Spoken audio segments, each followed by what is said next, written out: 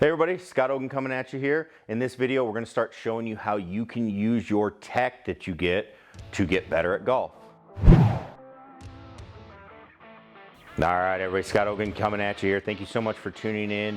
We're going to start going over how you can use your tech to get better. I have a lot of people that, see devices just like this Mevo or the Mevo Pluses that are coming out where they are asking, okay, now that I have the device, what can I do and how do I use it to get better? What are some of the things that you're doing? So we'll go over that. We'll help you get better, give you some ideas, and hopefully help you shoot lower scores. Before we do that, click that subscribe button down below. We're going to be going over a lot of different devices. We want to help you use those devices better, make your investment worth it that you are using for your golf game. So click that subscribe button. Also, click down below and give us a comment, a like. Let us know what you have and what you want to improve upon in your game, and hopefully it'll give you some ideas of how to do that, especially in these indoor settings and being able to use technology a little better. All right, so we'll get into it today. We're going to go over the Mevo today, the original FlightScope Mevo, which is a great launch monitor, and we'll go over some ideas of how I use it to help my players improve.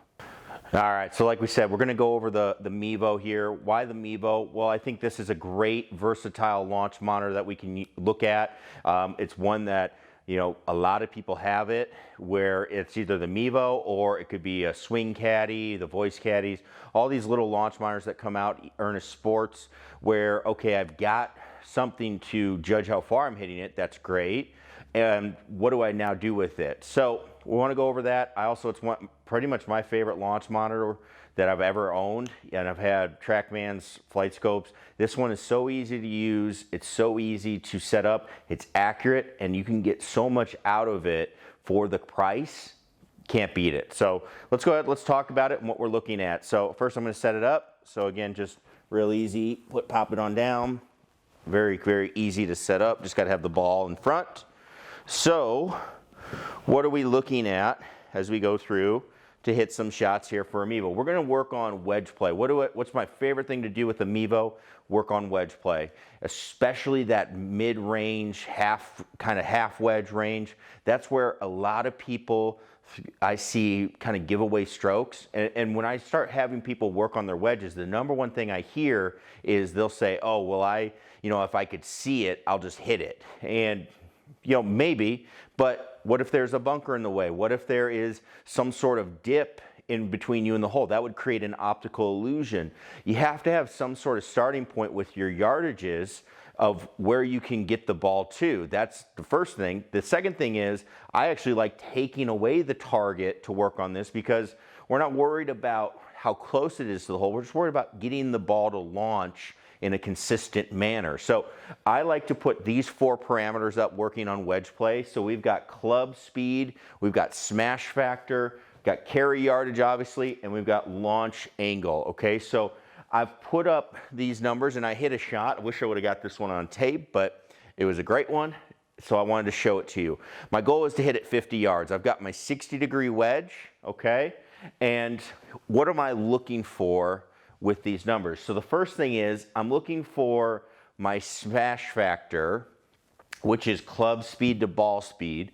I'm looking for that to be around 1. I like that, okay? I like that because what that turns into is a feeling that it's like a toss. All right, I'm swinging my wedge, I'm tossing the ball to the yardage, and I feel like it's something that I could duplicate on the golf course, which is the whole point of this. So that's my first thing. I love that feeling, okay? So we would look at that smash factor, trying to get as close to 1 as possible. And then the second thing would be launch angle. How high is the ball going? When I see people that struggle with wedges, this is going to be the first one that kind of sticks out to me. Is they'll hit one wedge and they'll hit them solid or solid-ish, and the ball will launch like at 35 degrees. Then it'll go all the way up to like 60. They'll hit this moon ball. And what happens is they're not keeping control of the loft of the face. Could be an equipment thing, but usually they just have no idea how to keep control of the face and the loft of the club face.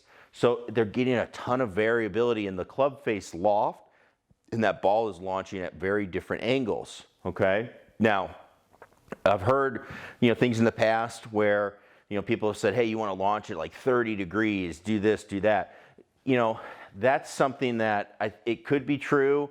And, you know, I do think tour players launch it a lot lower. They get it to 30 degrees or somewhere around there. Now, part of that's going to be you have really new equipment, okay? You have really good agronomy, and you have a premium, almost new golf ball every time they're hitting the shot, if it's not new for that hole. But that's going to play a big part in this. So what I'd rather see is, can we just be consistent in how high we're launching it? So I want to hit my wedges that way. From there, I think you'll start seeing that you're able to judge how hard to hit it. If you start taking in these factors and start getting into, if goal is 50, get that number to happen. So let's hit a couple shots. Let's see what we get and see how we do on that. So my goal is, you know, somewhere around 41, 42 is my number. Smash around 1, trying to hit a 50-yard shot. Feeling like a toss here. Okay, so we went to 47 yards there. You can see launch angle came down just a touch. Club speed came down just a touch. So not too bad on how I hit it. Again, a little lower than normal, but pretty consistent in those. Not too bad. Let's try it again. So let's see, I got to speed up the club a little bit for the shot. Okay, that's the main thing I got to do to get it to 50. Okay, sped it up. So I definitely sped it up. Launch went a little higher because of that. Smash stayed pretty good, so I didn't do any crazy hitting or anything at the bottom. And because I sped up too much, I went a little deep. Now this is a game we can consistently keep doing and get dialed in. So okay, that was how fast I went.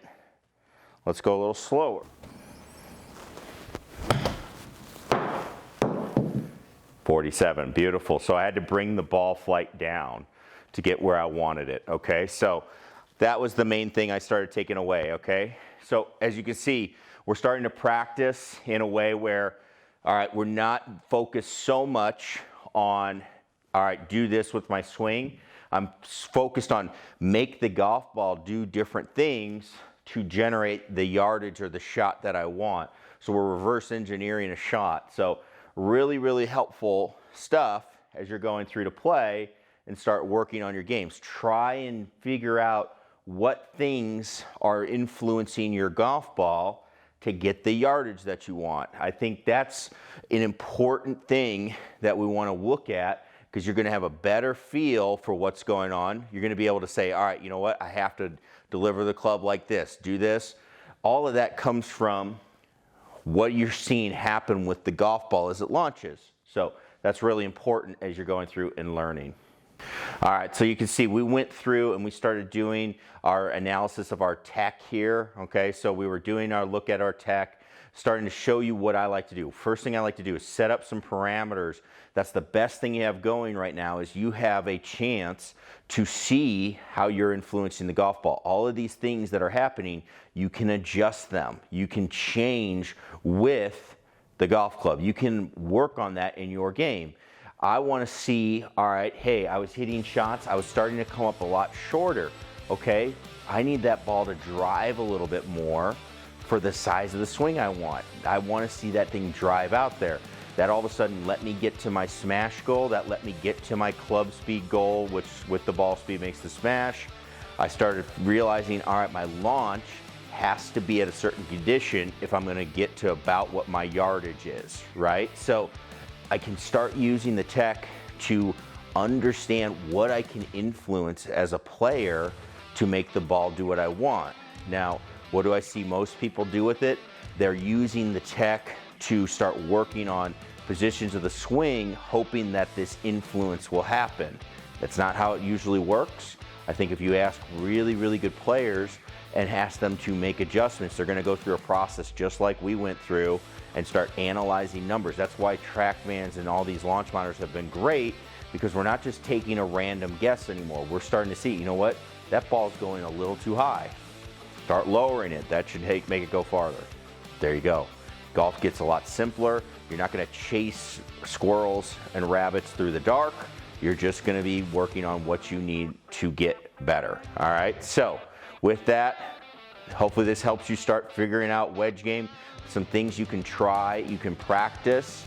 As you get better, you'll start seeing, I would actually encourage you to do this and see if your technique changes. If you use a video camera, look at what happens to the video camera. Watch what happens to your swing as you start working on these numbers. I'd be curious to see what happens as what I've seen with my students if you start looking at your practice in this manner, trying to get to these spots. All right, so hopefully this helps you out. Again, helping you look at the Mevo, look at some of your launch monitors. What can you do to help improve your wedge play? That's what we want to help you do, is better use the technology to get better and be able to shoot lower scores. So thanks so much for watching. Click that subscribe button. We'll see you in the next video.